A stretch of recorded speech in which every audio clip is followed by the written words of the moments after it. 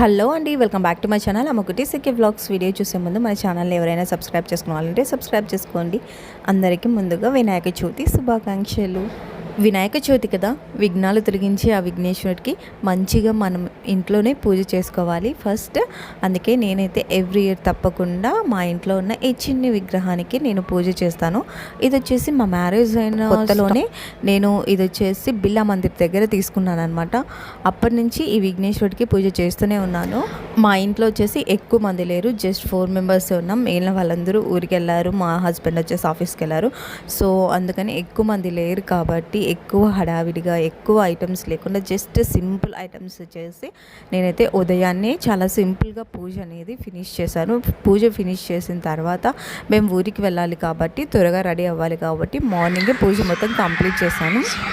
స్వామికి నైవేద్యం కోసం ఇక్కడ వచ్చేసి పాయసం, అలాగే ఉండ్రాళ్ళు, కేసరి చేశాను.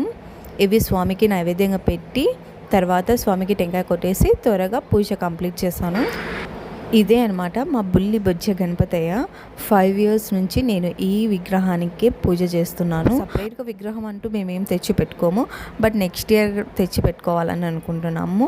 ఎందుకంటే మనం ఇంట్లో విగ్రహం పెట్టుకుంటే ఆటంకాలన్నీ తొలగిపోయి ఇంట్లో మంచి జరుగుతుందని ఒక చిన్న నమ్మకం. విఘ్నేశ్వరుడు మన ఇంట్లో నుంచి వెళ్ళిపోతూ ఆటంకాలు ఏమీ లేకోకుండా మంచి చేస్తాడన్న చిన్న నమ్మకంతో ప్రతి ఒక్కరూ ఇంట్లో చిన్న విగ్రహమైనా పెట్టుకోవాలని ఒక వీడియోలో ఒక స్వామీజీ చెప్తుంటే విన్నానమాట. సో నెక్స్ట్ టైం కూడా నేను అది పెట్టుకోవాలని అనుకుంటున్నాను.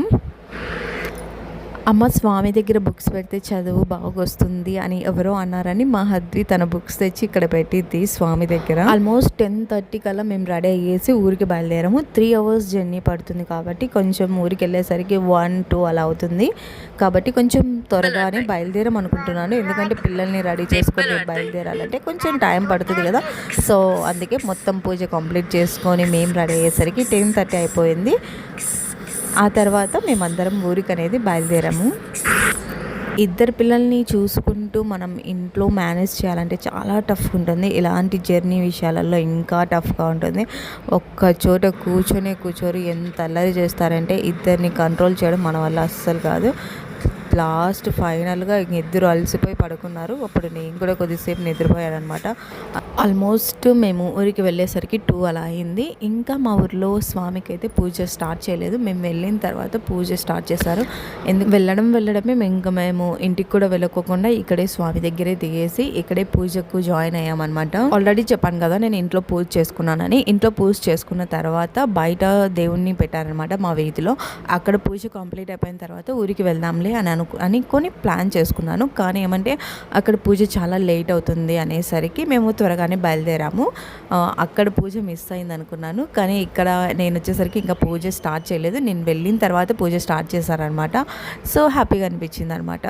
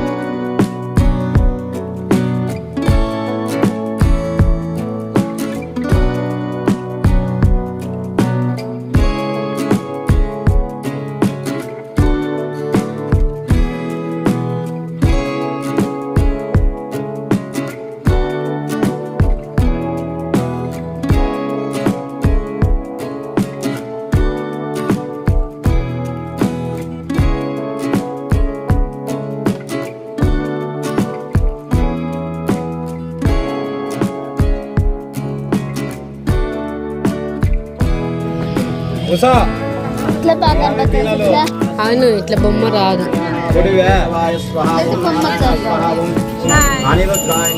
అందరినీ తీస్తారు నా దగ్గర.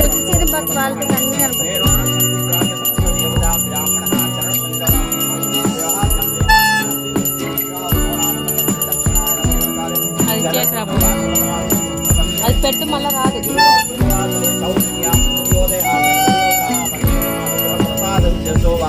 నక్షత్రే శుభయోగే శుభకర్ణాం యోగన విశేషణ విశిష్టాయాం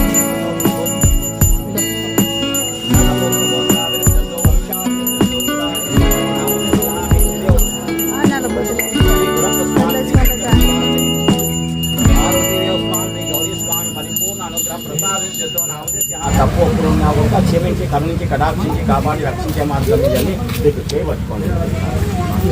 ఓం కలశస్య ముఖే కంఠే రుద్రః మాతృతః మూలే దశతో మాతృగణాత్మకృతః కుక్షంతు సాగరస్య ద్వీపాని సుందరం ఋగ్వేదం యజుర్వేదం చూపిండి. అది నీది ఒక పారి అంతా తీసుకోమా, అట్లా తీసుకో. ముందు స్వామికి చూపి, స్వామికి చూపి. అది ఆడ పెట్టు, కింద పెట్టు, అట్లా పెట్టు. ఎక్కడ ఎక్కడ కలిసి కింద అట్లా వేసుకోవద్దు. అది మళ్ళీ ఇంకోపారి తీసుకో.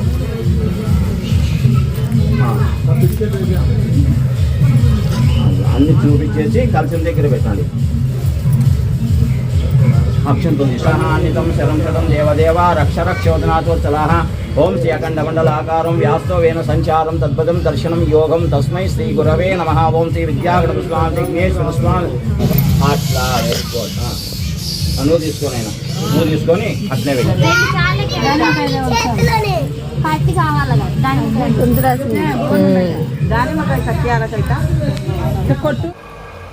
ఐ హోప్ ఈ వ్లాగ్ మీ అందరికీ నచ్చింది అనుకుంటున్నాను. ఈ వీడియో కనుక మీకు నచ్చినట్లయితే ఛానల్ని సబ్స్క్రైబ్ చేసుకున్న వాళ్ళంటే సబ్స్క్రైబ్ చేసుకోండి. అలాగే వీడియోకి ఒక చిన్న లైక్ చేయండి, కామెంట్ చేయండి, షేర్ చేయడం మాత్రం మర్చిపోకండి. మీ ఫ్రెండ్స్ అండ్ రిలేటివ్స్ కూడా షేర్ చేయండి. Thanks for watching and keep watching. అందరికీ హ్యాపీ వినాయక చవితి. మీరు వినాయక చవితి ఎలా చేస్తున్నారో కింద కామెంట్ సెక్షన్లో మెన్షన్ చేయడం మాత్రం మర్చిపోకండి.